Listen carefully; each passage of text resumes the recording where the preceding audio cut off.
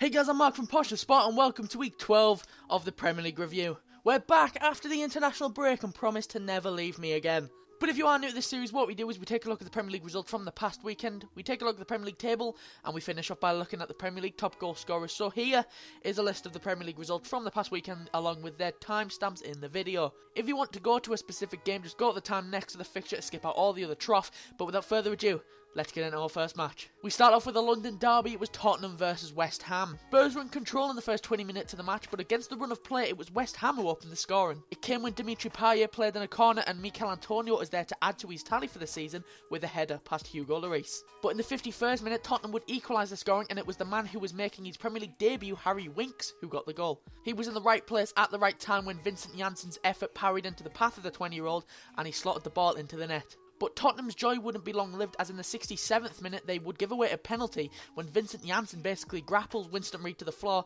and the referee pointed to the spot. Manuel Lanzini stepped up to take the spot kick and he hammered home the spot kick.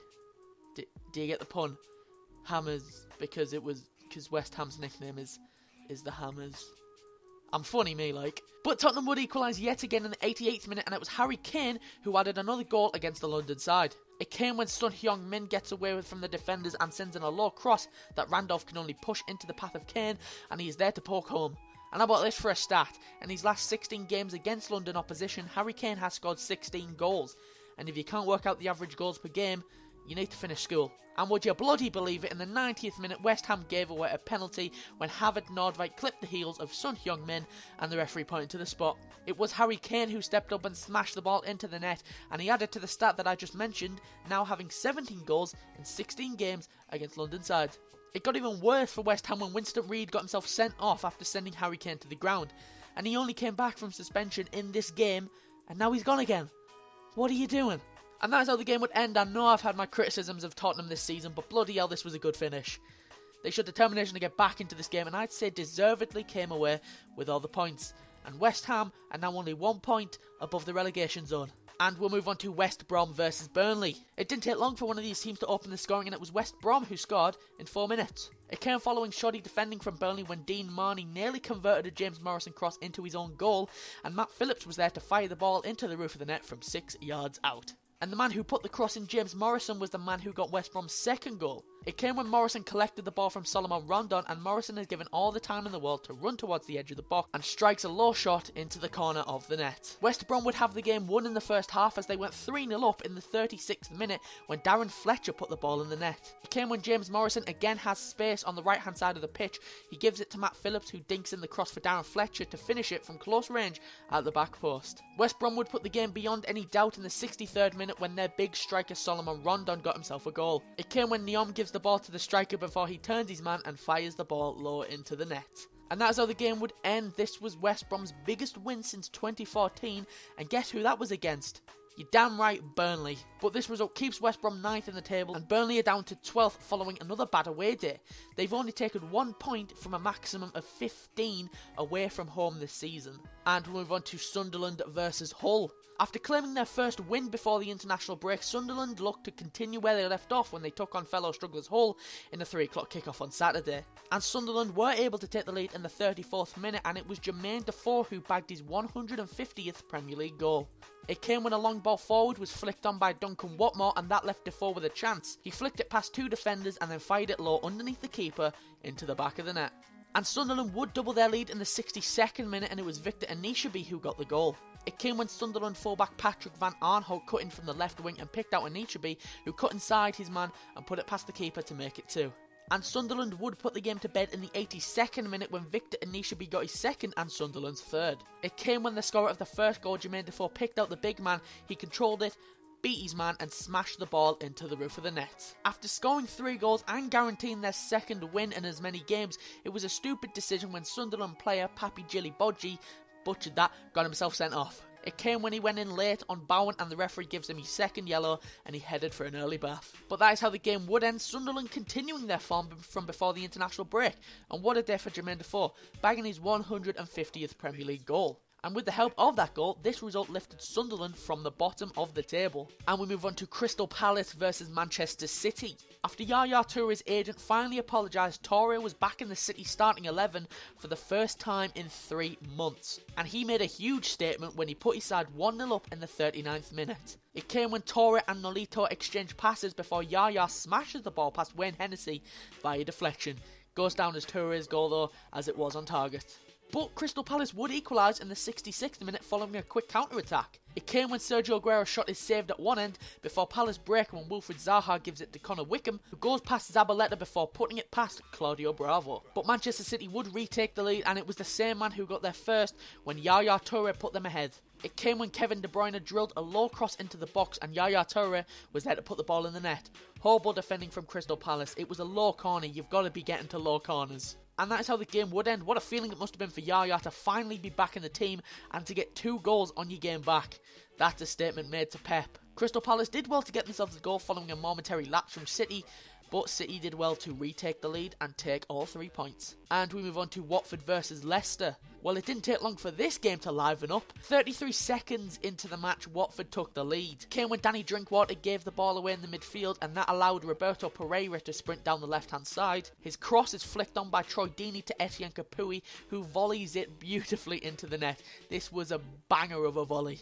And Watford would double their lead 10 minutes later when Roberto Pereira got a goal. It came when Pereira has the ball on the left before he cut inside of Danny Drinkwater and curled the ball into the net from the edge of the box. And 3 minutes later, Leicester would get the perfect chance to get back into the game when they won a penalty. It came when Jamie Vardy had the ball on the left hand side of the box, but he's brought down by a clumsy challenge from Miguel Britos, and the referee pointed to the spot.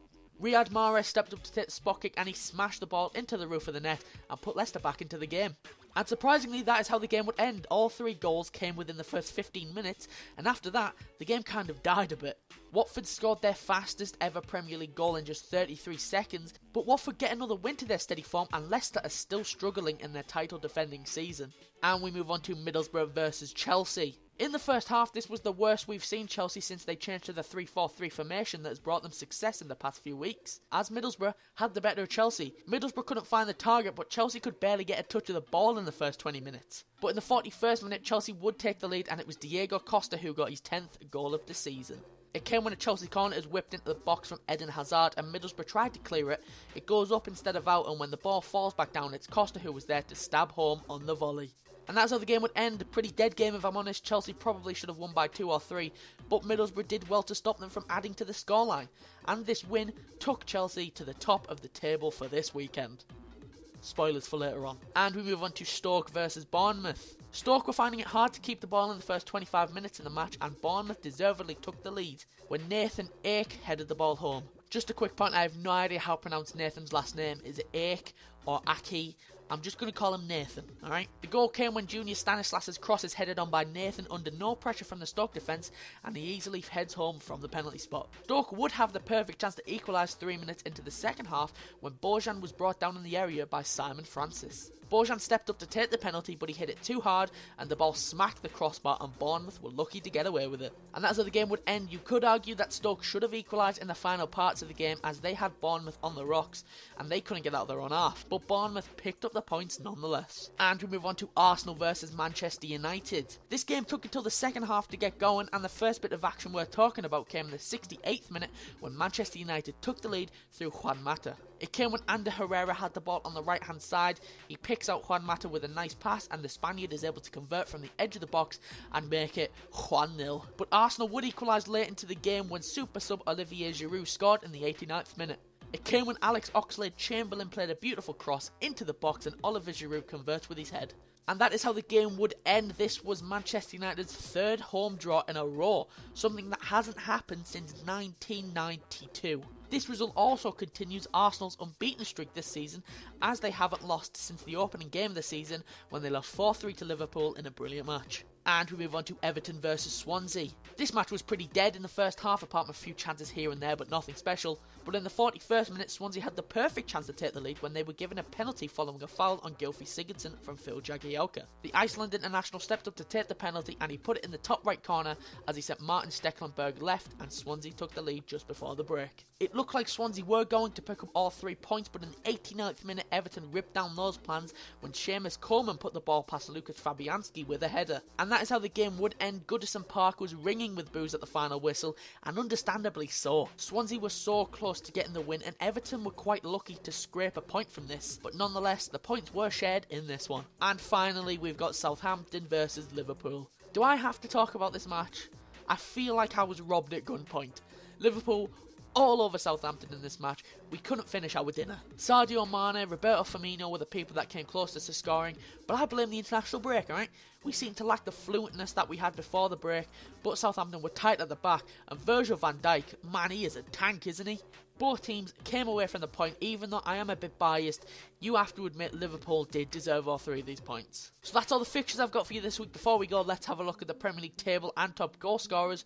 Starting off with the Premier League table. Starting with the top 5, as you can see, Chelsea moved to top of the league following their win against Middlesbrough this week. Liverpool moved down to 2nd after this week's ball draw with Southampton. Manchester City are 3rd and level with Liverpool in every stat available: wins, draw, losses and goal difference. Arsenal are 4th following another draw this week against Manchester United, and their London rivals Tottenham are 5th following their first win in 4 league games this week, and yes, they are still the only unbeaten team left. Moving on to the bottom 5, as you can see, Swansea are at the bottom of the Premier League table following their 8th loss of the season this weekend. Sunderland finally get off the bottom following their 2nd consecutive win this week against Hull. Speaking of Hull, they are 18th with this week's loss to Sunderland. West Ham is 17th following this week's loss in the London derby to Tottenham, and Crystal Palace make up the bottom 5 following yet another loss this week, and they are without a win in 6 league games. So let's move on to the Premier League top goal scorers, and as you can see, Diego Costa extended his lead at the top by adding another goal this week, and he is the first player to reach double figures this season. Despite not scoring this week, Sergio Aguero is 2nd with 8 goals. Romelu Lukaku is 3rd with 7 goals and 3 assists. Despite his Sunderland side having a terrible start to this season, Jermaine Defoe has bagged himself 7 goals and 2 assists, and that puts him 4th. And Eden Hazard makes up the top 5 with 7 goals and 1 assist. So that's all I've got for you this week. If you did enjoy this, be sure to leave a like and subscribe. I'll be back next Tuesday for the next episode of the Premier League Review. If you want to follow me on Twitter or subscribe to my personal YouTube channel, the links are in the description down below, or it should be coming on your screen roundabout now. You can click on mobile. But I've been Mark from A Portion of Sport, and I'll see you soon.